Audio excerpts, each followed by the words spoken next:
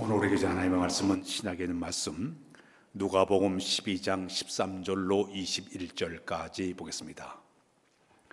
누가복음 12장 13절로 21절에 있는 말씀.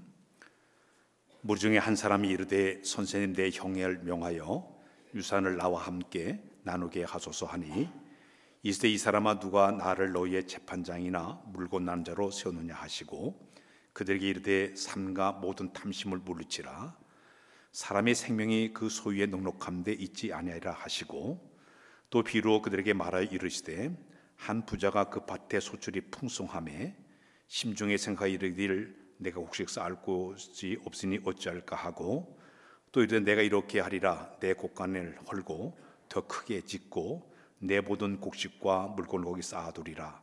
또 내가 내 영혼을 이르되 내 영혼아 여러 해 쓸 물건을 많이 쌓아두었으니 평안히 쉬고 먹고 마시고 즐거워하자 하리라 하되 하나님은 이르시되 어리석은 자여 오늘 밤에 내 영혼을 도로 찾으리니 그러면 내 준비한 것이 누구의 것이 되겠느냐 하셨으니 자기 위하여 재물을 쌓아두고 하나님께 대하여 부여하지 못한 자가 이와 같으니라. 아멘.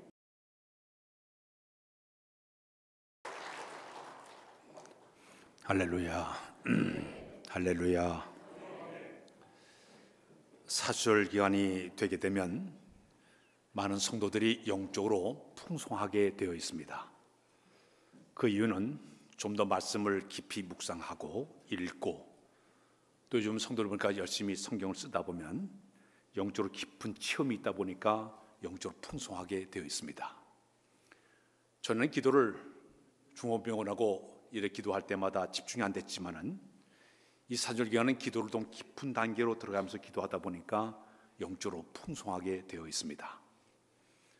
또 이 사절 기간이 되게 되면 많은 사람들이 자기의 몸을 가지고 헌신과 봉사와 나눔의 선행을 통해서 영적으로 풍성하게 되는 것이 이 사절 기간 나타나는 한 해의 모습이라고 볼 수가 있습니다. 풍성하다는 그 말이 사전을 보니까 풍부하고 넉넉하여 부족함이 없는 삶을 사는 것 같다, 풍성하다, 그렇게 표현을 하고 있습니다. 헬라어의 이 풍성이란 말이 필요한 이 말의 의미는 기대 이상으로 채워지는 것을 갖다가 풍성이다, 그렇게 이야기를 하고 있습니다.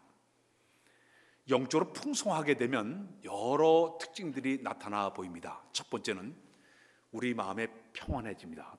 평안해진다.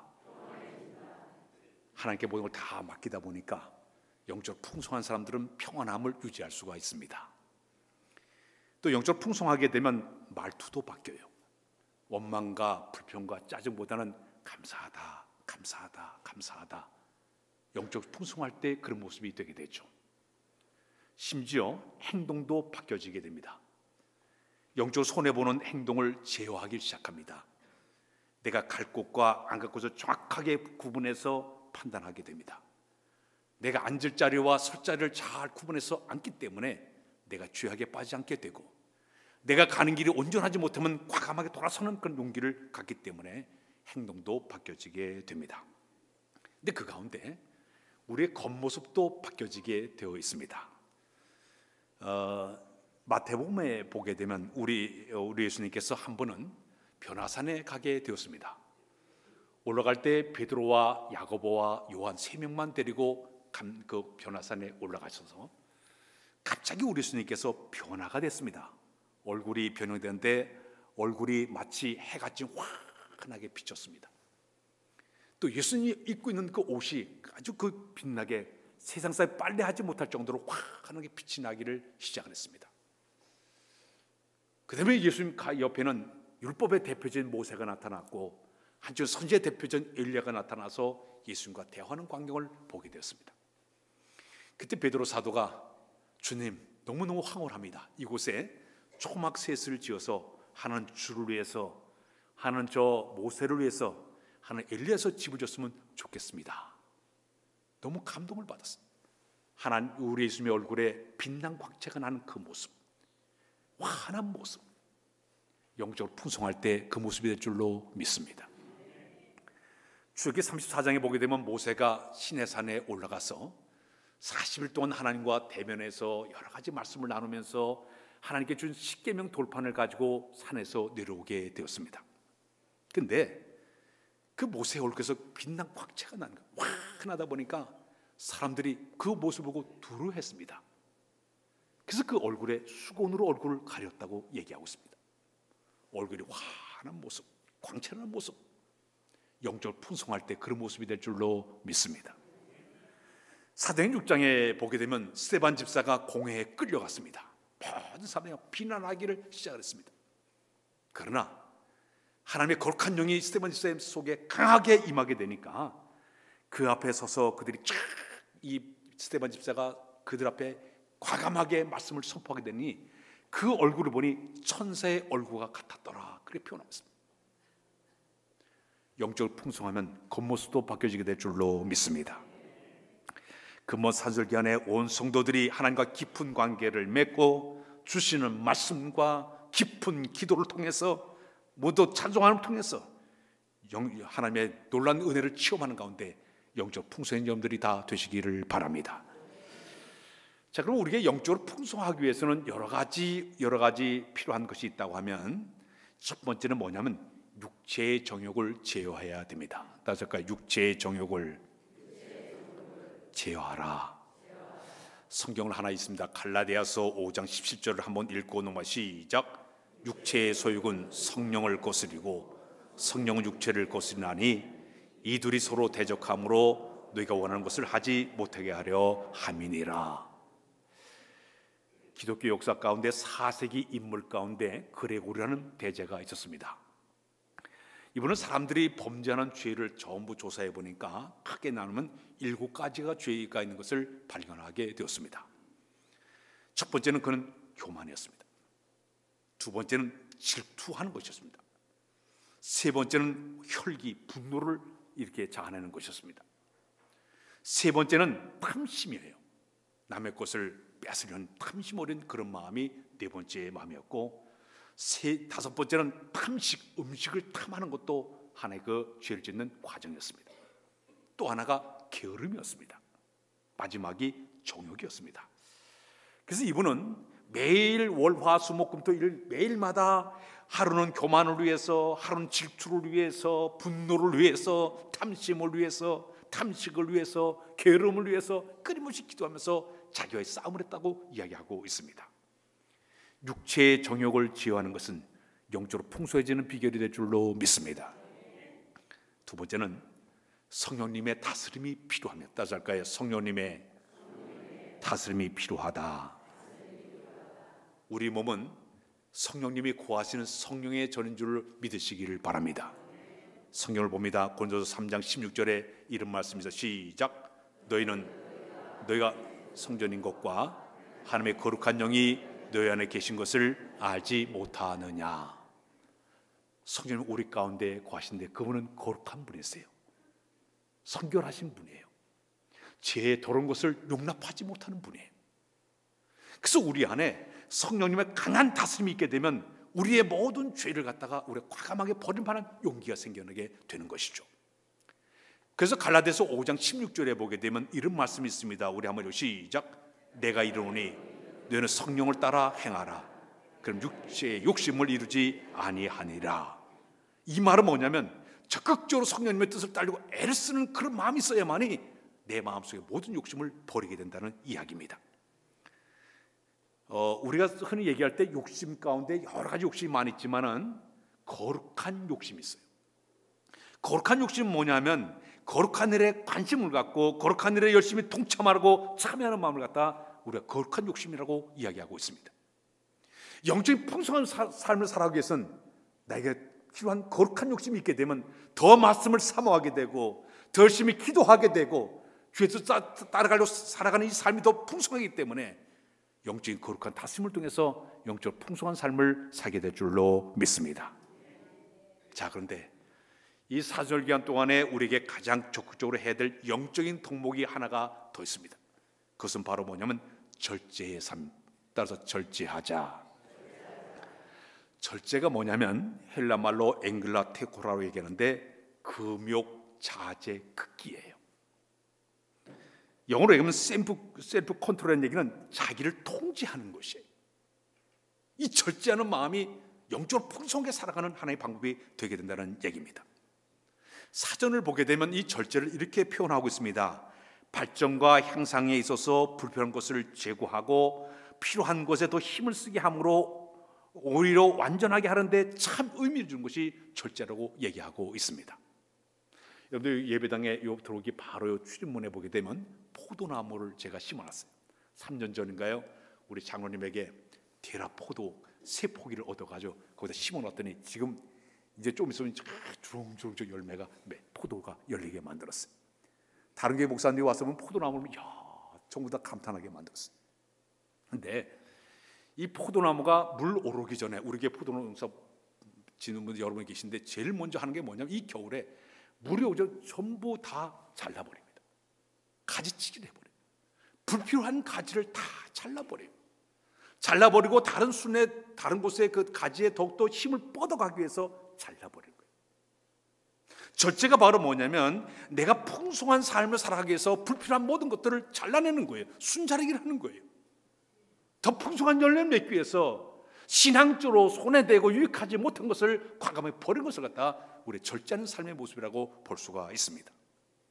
사도 바울은 고린도전서 9장 21절에 이런 고백을 하고 있는데 우리 한번 읽고 넘어가겠습니다. 고린도전서 시작. 내가 내 몸을 쳐 복종함은 내가 남에게 전파한 후에 자신이 도리어 버림을 당할까 두려움이로다. 자기 몸을 쳐서 복종시키는 거예요. 이 속에 끓어놓은 감정, 이 속에 끓어놓은 모든 욕심, 이 속에 끓어놓은 모든 것을 쳐서 복종시켜서 저 밑으로 깔아뭉개서 어떻게 해서 이겨내려고 하는 이 모습을 갖다 절제하는 모습이라고 이야기할 수가 있습니다. 그럼 우리가 살아가면서 무엇을 우리가 절제를 해야 될까요? 크게 나누면 4가지의 절제가 우리에게 필요합니다. 첫 번째는 따스할까요? 마음의 절제. 성경을 3군데로 우리 연결해서 읽겠습니다. 잠언 4장 23절을 읽겠습니다. 시작. 모든 지킬 만한 것 중에 더욱 내 마음을 지키라. 생명의 근원이 이에서 남이니라. 잠언 16장 32절의 말씀을 읽겠습니다. 시작. 노하기를 더디한 자는 용사보다 낫고 자기의 마음을 다스린 자는 성을 뺀 자보다 나으니라.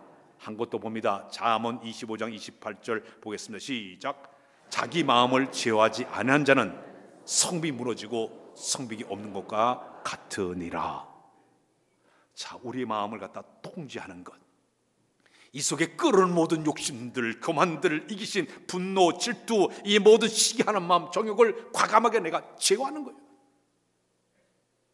내 마음에 끓는 모든 걸 제어하는 이 마음 갖다가 우리가 절제라고 이야기하고 있습니다. 그런데 우리 인간의 힘을 가지고는 통제하기 어렵습니다. 불가능해요. 방법은 하나가 있습니다. 거룩한 성령님이 함께 하시면 가능한 줄로 믿습니다. 주의 거룩한 영이 우리 마음속에 강하게 임재하시게 되면 내 불필요한 모든 것을 과감히 버릴 만한 용기가 생겨나게 되는 것이에요. 그래서 우리 마음을 절제하는 것이 첫 번째 방법입니다. 두 번째는 생각의 절제도 필요합니다. 따라서 생각의 절제. 로마서 12장 3절을 먼저 읽고 넘어가. 시작. 내게 주신 은혜로 말미암아 너희 각 사람에게 말하노니 마땅히 생각할 그 이상의 생각을 품지 말고 오직 하나님께서 각 사람에게 나눠주신 믿음의 분량도 지혜롭게. 여기 보니까요, 마땅히 생각할 그 이상의 생각을 품지 말라. 옛날에 우리 엄마가 얘기할 때 푼수죠. 푼수. 이 푼수가 뭔가 생각이 모자른 사람 갖다 푼수라고 얘기를 했습니다. 주책 맞다는 얘기는 생각이 짧고 어리석은 사람 갖다 주책 맞다고 얘기하고 있습니다. 마땅히 생각하보다 더 이상의 생각을 자꾸 품어가지고 이것이 바로 자기 마음을 통제하지 못하는 이것을 갖다가 문제를 삼고 있다는 얘기입니다. 생각의 절제는 자기 신분에 맞게끔 정도껏 살아가는 얘기입니다. 정도껏 행동하는 얘기입니다. 정도껏 말하는 것을 갖다가 우리가 생각의 절제라고 이야기하고 있습니다. 성경을 보게 되면 우시아 왕이 왜 하나님께서 그를 병으로 치셨습니까? 당시에 지지장만이 할 수 있는 그 제사를 자기가 가지고 월권해가지고 분향을 드리다가 끝내 우리 하나님께 그를 치셔가지고 문둥병에 걸리지 않았습니까? 사울왕은 사무엘 선지자가 조금 늦게 온다가 자기가 가지고 분향하다가 끝내 우리 하나님께서 그 사울왕을 후회하시더니 그를 버리지 않았습니까? 자기가 할 일만 하면 되는 건데 월권을 하는 거예요. 넘어 쓰는 거예요. 자기 생각보다 더 많은 생각을 품어가지고 이상의 생각을 하는 것을 분수라고 얘기합니다. 여기서 믿음의 분량대로 지혜롭게 생각하라는 얘기는 믿음 따라 하나님 앞에서 거룩한 질서를 지켜나갈 때마다 이 모습이 아름다운 생각의 모습이 될 줄로 믿습니다. 세 번째는 시간을 잘 절제하는 것이 필요하다. 따라서 시간을 절제하자. 성경을 한 것보다 에베소서 5장 15절의 말씀인데 우리 한번 읽게 시작. 그런즉 너희가 어떻게 행할지를 자세히 주의하여 지혜 없는 자 같이 하지 말고 오직 지혜 있는 같이 하여 세월을 아끼라. 때가 악하니라. 여기 세월을 아끼라는 말이 들어가 있습니다. 이 말은 기회를 살아라는 말입니다. 현재의 시간에 최선을 다하는 뜻이 이것을 갖다가 세월을 아끼라는 그런 말이에요. 하나님 우리 사람들에게 주신 모든 귀한 선물은 시간이에요. 시간을 잃어버리면 모든 걸 다 잃어버립니다. 우리가 살아가면서 다시 돌아오지 않는 것이 세 가지가 있습니다. 활시에서 이미 떠난 화살은 다시 돌아오지 않습니다. 두 번째는 한번 뱉어난 말은 다시 주워담기 힘이 들어요. 자기가 한번 말한 것 다시 회수하기 어렵습니다. 마지막에는 뭐냐면 잃어버린 시간은 다시 되돌아오지 않아요. 그냥 흘러가 버려요. 이 세 가지는 다시 돌아오지를 않게 됩니다. 세월을 아끼라는 얘기는 내게 주어진 시간을 최선을 다해서 사는 이 삶이 바로 지혜로운 사람의 모습이라고 이야기하고 있습니다. 영국의 정치학 가운데 웰링턴이라는 분이 계신데 이분은 프랑스 나폴레옹과 전쟁 바테콜로 전쟁에서 대승리를 이끌었던 위대한 장군이었습니다. 이분은 시간 관념이 얼마나 철저한지 몰라요. 한 번은 자기 어떤 고관과 함께 이제 런던 근처에서 만나기로 약속을 했습니다. 그 이분은 시간을 딱 아껴가지고 그 시간 정시에 가서 딱 있었더니 이 고관이 5분 늦게 온 거예요. 이 시간 보니까 5분 뒤였어요. 그래서 왜 이렇게 5분 늦은고 불쾌한 말을 툭 던졌더니 각하 겨우 5분밖에 늦었는데 뭘 그럽니까? 근데 엘링턴 이 장군이 한 얘기야. 겨우 5분이라니 그 시간 때문에 우리 군대가 패전할지도 모르는데 당신 시간을 어겨? 5분이 얼마나 중요한데. 얼마 후에 다시 또 그를 만나게 되었습니다. 그랬더니 5분 더 일찍 온 거예요. 그랬더니 엘링턴 장군이 탁 가서 뚝 꾸짖으면 당신은 5분의 가치를 모르는 사람이야. 5분 일찍 나와서 나오게 되면 그 시간을 낭비한 시간이야. 정확하게 시간을 지켜야 돼. 시간의 중요성을 얘기했다고 얘기하고 있습니다. 유명한 영국의 경험 가운데 그런 말이 있습니다. 시간을 낭비한 것처럼 큰 죄가 없다고 격언이 내려오고 있습니다. 평생 시계를 만드는데 인생을 살던 분이 있었습니다. 자기 아들이 이제 성인이 돼서 성인식을 갖게 됐는데 손목 시계를 하나 잘 만들어서 아들에게 선물을 주게 되었습니다. 시간을 아는 시침은 뭘로 만드는 건 동으로 만들었습니다. 분을 아는 분침은 은으로 만들었습니다. 칙칵칙칵칙칵 하는 이 초침은 금으로 만들었습니다. 그러면서 이 시계를 주면서 초를 아끼는 사람이 되라. 넌 시간을 금처럼 아끼면서 살아야 돼. 시계를 선물하게 되었습니다. 자, 여러분, 세월을 아낀다는 얘기는 이번 산절기에 하나님께 우리 시간을 너무 우리가 다 받았으니 하루 주어진 24시간을 내가 이 모든 시간을 헛되게 낭비하지 아니하고 세월을 아끼면서 시간 갖다 내가 주의 영광과 주의 뜻에 살려고 노력하는 이 모습이 바로 영적으로 풍성해지는 방법이 될 줄로 믿습니다. 특히 우리 게으름을 버려야 됩니다. 잠언 13장 4절 보면 이런 말씀인데 우리 한번 읽고 넘어 시작. 게으른 자는 마음으로 원하여도 얻지 못하나 부지런한 자의 마음은 풍족함을 없느니라. 또 하나 잠언 19장 24절에 보게 되면 시작. 게으른 자는 자기의 손을 그릇에 넣고서도 입으로 올리기를 괴로워하느니라. 이렇게 떠먹어도 힘들어가지고 아무 데. 이 게으름이 참 우리 생활 속에 여러 가지 문제가 되기 때문에 여러분들은 시간을 잘 절제하는 여러분들 다 되시기를 바랍니다. 마지막에는 욕심을 절제할 줄 알아야 합니다. 욕심을 절제하자. 우리 인간들은 욕심이 없는 사람이 없어요. 다 욕심이 있습니다. 욕심 안에는 재물욕, 명예욕, 지욕, 식욕, 성욕, 탐욕 다 들어있어요. 다 인간의 본능 속에 그 욕심이 다 깔려 있습니다. 얻으면 더 얻기를 원하는 이런 마음이에요. 만족하지 않고 더 큰 것을 누리려고 하는 것이 사람들의 마음속에 다 들어가 있습니다. 로마 나라에 내려온 격언 가운데 보게 되면 돈은 바닷물과 같아서 마시면 마실수록 더 목이 탄 것이 돈이다, 그런 말을 한 적이 있습니다. 인간의 욕심은요, 커트라인이 없어요. 우리 하나님도 못 채워도 채우지 않는 것이 인간의 욕심입니다. 우리나라가요, 6.25 사변이 일어난 바로 직후에 우리나라의 국민 소득이 그 당시에 $70였습니다. 너무 가난했습니다. 근데 지금 세월이 흘러가서 현재 우리나라 사람들의 그 소득을 보니까 한 사람 인구 한 명당 $36,000예요. 엄청나게 300배 넘게 엄청나게 풍요롭게 살아요. 근데 이상한 일은 이렇게 많은 것을 누리며 사는데도 불구하고 사람들이 풍요 속에서 빈곤을 더 느껴요. 만족을 못 느껴요. 그렇게 풍요롭게 사는데도 자살률이 점점 많아지고 있습니다. 점점 사람들이 더 많아지면 더 편하게 사는데 더 스트레스를 더 많이 받아요. 먹고 살기 힘들다고 얘기하는 사람들이 점점 많아지고 있습니다. 아니, 소득이 많아지면 행복해야 되는데 오히려 불행하게 사는 사람들이 우리 주변에 너무 많이 있다는 얘기입니다. 미국의 심리학 협회에서 연구조사 결과가 나왔습니다. 세계에서 제일 살기 좋은 나라 꼽은 오스트레일리아예요. 그 나라가 가장 좋은 나라인데 우리 한국은 76위에 저 밑에 있습니다.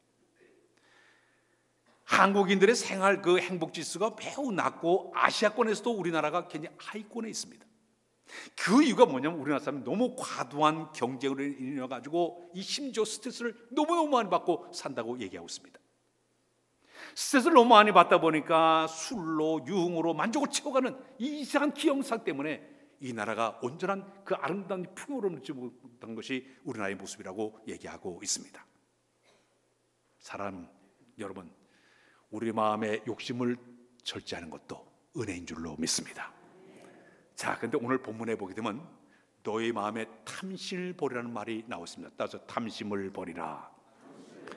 오늘 본문 누가복음 12장 15절 한번 읽고 넘어 시작. 그들에게 이르되 참과 모든 탐심을 물리치라. 사람의 생명이 그 소에 넉넉한 데 있지 아니하리라 하시고. 여기 보게 되면 한 사람이 농사를 지었습니다. 너무너무 잘 됐어요. 풍요로웠습니다. 이 사람의 고민은 뭐가 고민인가 하면 더 이제 창고를 많이 지어가지고 내 곡식을 다 쌓아둘 것을, 그거에 대한 고민이에요. 어디다가 이 물건을 쌓을까, 거기에 고민을 가지고 열심히 그 고민하게 되었습니다. 그는 자만스러워가지고 탁 얘기했습니다. 내 영혼아, 내가 열에 쓸 물건으로 모든 걸 다 준비했으니 너 먹고 마시고 먹고 놀자 선포했습니다. 그러자 우리 하나님께서 그날 밤에 그의 영혼을 훅 데려가 버렸습니다. 우리 하나님 하실 말씀, 그러면 이 재물이 누구 것이 되겠느냐. 자기는 물질이 풍요롭게 살게 된 모든 것을 다 가지고 착각했습니다. 그의 영혼을 돌보지 않았습니다. 영혼을 하나님 데려가지고 아무 소용이 없는데 너 왜 탐심에 빠져가지고 그렇게 빠졌느냐, 이걸 지적하고 있습니다. 사랑하는 여러분의 신앙생활하면서 우리 마음속에 탐욕을 제어하지 못하게 되면요, 가진 것으로 만족함을 누리지 못하고 풍요를 누리지 못하고 나마다 힘든 삶을 살게 되는 것이 우리의 삶의 모습입니다. 성경을 보십시오. 탐심 때문에 망한 사람들이 얼마나 많이 있습니까? 아간은요, 시나스 A2 한 번 하고 그만동을 숨겼다가 이스라엘 백성을 패전하게 만들어버리고 자기가 또 전부 끌려가서 아우르자 다 죽음을 당하고 말하지 않습니까? 게하시도요, 은 한 덩어리 옷 한 벌 갖다가 그걸 욕심을 내다가 엘리야 선지자를 속인 죄 때문에 문둥병에 걸리지 않았습니까? 이 탐심은 우리의 영적인 풍성을 살아간다 하는 커다란 장애물이 될 수가 있습니다. 성경을 보면 전도서 7장 7절 한번 읽고 넘어가서 시작. 탐욕이 지혜자를 우매하게 하고, 한 것 더 봅니다. 디모데전서 6장 9절 한번 읽고 넘어가서 시작. 부하려 하는 자들은 시험과 올무와 여러 가지 어리석고 해로운 욕심에 떨어지자니 곧 사람으로 파멸과 멸망에 빠지게 하는 것이니라. 사랑하는 여러분, 우리가 세상에 헛된 것에 빠져가지고 거기에 우리가 계속 끌려다니게 되면, 이 탐심의 노예가 되게 되면 영적 풍성한 삶 가운데 큰 장애물이 돼요. 영적인 이 만족감을 느끼지 못하게 돼요. 그렇다면 우리 마음속에 탐심을 버릴 수 있는 방법들이 많이 있겠지만 가장 중요한 방법 하나 있습니다. 따라서 자족하자. 다시 자족하자. 디모데전서 6장 6절을 한번 읽고 넘어 시작. 그러나 자족하는 마음이 있으면 경건에 큰 이익이 되느냐. 하나 더 봅니다. 빌립보서 4장 12절에 있는 말씀 시작. 내가 궁평하러 말한 것이 아니니라. 어떤 형편인지 나는 자족하기를 배웠노니. 자족은요, 스스로 자기 마음속에 넉넉함을 느끼는 마음이에요. 자기 스스로 자기 마음속에 만족함을 느끼는 마음을 갖다가 자족한다 얘기하고 있습니다. 특히 자족은 분수를 지키면서 만족하게 사는 걸 갖다 자족이라고 얘기하고 있습니다. 내 마음에 뭐 탐심을 다 버린 것은, 이건 버리는 자체는 너무 소극적인 방법이에요. 적극적인 방법은 내 마음속에 자족함을 마음을 꽉 채워서 감사합니다, 감사합니다 이렇게 하게 되면 내 마음속에 모든 탐심이 물러가는 역사를 경험하게 될 줄로 믿습니다. 하나만 여기 끝을 맺습니다. 헬렌 켈러라는 분이 계신데요, 이분은 어려서 이제 자라다가 열병을 앓아가지고 앞을 보지 못하는 시각장애인이 되었습니다. 그 다음에 이 듣지 못하는 귀머거리가 되고 말았습니다. 거기다가 이 말을 하지 못하는 벙어리가 되고 말았습니다. 이 세 가지 때문에 이 사람이 굉장히 이제 고통의 세월을 보내게 됩니다. 자, 그런데 이분을 가르쳤던 설리번 선생님이 그를 잘 가르쳐가지고 마침내 그가 위대한 훌륭한 사람이 되었는데, 이분이 에세이집 책을 하나 내놓게 되는데 그 책 제목이 아까 나온데 3일간만 볼 수 있다면, 이런 그 책 제목을 내게 되었습니다. 사흘만 볼 수 있다면 에세이집을 내놨는데 그 내용에 이런 내용을 얘기하고 있습니다. 내가 이 앞을 보지 못하고 세상을 사는데 내가 3일간만 이 세상 삶을 볼 수 있다면 나는 3일을 이렇게 보내고 싶다. 글을 써놨습니다. 첫째는 뭐냐면, 첫째 날은 나를 친절하게 겸손과 우정으로 내 삶에 가치 있게 살아오도록 인도해 주신 설레본 선생님을 찾아가서 손끝으로 그동안 이렇게 만지면서 알았지만은 내가 그 선생님 얼굴을 몇 시간 동안 바라보면서 하나하나를 다 기억하겠다. 그녀의 모습을 내 마음속 깊이 간직을 하고, 그러고 나가서는 저 바람에 나풀대는 나뭇잎을 내가 다시 바라보고, 들꽃을 쭉 바라보고, 저녁이 되면 석양에 빛나는 노을을 다 바라보고 내가 하루를 보내겠다. 둘째 날에는 내가 주때는 먼 동이 트게 되면 이제 밤이 낮으로 바뀌는 그 웅장한 태양을 바라보면서 내가 하루를 내가 맞이하고, 그런 다음에 내가 그 메트로폴리탄에 있는 그 박물관에 가서 하루 종일 인간의 지나된 모든 흔적들을 내가 하나하나 다 눈여겨서 확인을 하고, 저녁이 되면 보석처럼 빛나는 밤하늘의 별을 바라보면서 내가 이튿날을 내가 보낼 것이다. 마지막 날은 내가 아침 일찍 일어나가서 사람들이 그 일하러 나가는 사람들의 모습을 보기 위해서 일찍 일터에 나가서 그 출근하는 사람들의 얼굴 표정을 내가 다 보고, 그리고 오페라 하수에 가서 영화관에 가서 영화 공연을 보고, 저녁에는 네온 사인이 반짝이는 쇼윈도에 진열된 아름다운 모든 물건들을 다 바라본 다음에 나는 그동안 집에 돌아와서 나를 사흘 동안 볼 수 있게 해주신 하나님께 감사 기도를 드리고 나는 영원한 암흑의 세계로 돌아가겠다 그랬습니다. 여러분, 우리는 꽃 한 송이 바로 대충 우리는 흘러가 버립니다. 이 사람은 3일간은 그 눈을 뜨고 보면서 꽃 한 송이도 흔들린 나뭇가지 하나도, 저 별 하나까지도 꾸면서 감사하면서 그가 살았다는 얘기를 이야기해 주고 있습니다. 자족하는 마음은 소소한 것도 감사함을 느낄 때 가능한 줄로 믿습니다. 탐심을 버리는 가장 큰 비결은 자족하는 마음이에요. 내가 살아있음에 감사하고 모든 데 감사하는 여러분들 모습이 다 되어서 영적으로 풍성함 누리는 여러분들 다 되시길 주의 이름으로 부탁드립니다. 기도합니다. 하나님, 이 산절 기간 동안에 영적으로 풍성해지기를 원합니다. 주님과 저 가까이 하도록 인도하여 주셔서 베푸신 은혜 속에서 우리의 심령이 이제 새로 회복되고 소생하도록 인도하여 주옵소서. 영적인 만족과 자족을 느끼며 사는 우리 모두로 하나님이여 인도하여 주옵소서. 헛된 욕심과 경험을 꺾어버리고 겸손하게 좁혀 나가도록 우리 마음을 다스려 인도하여 주옵소서. 모든 것 주께 의지하오며 예수 그리스도의 이름으로 기도하옵나이다. 아멘.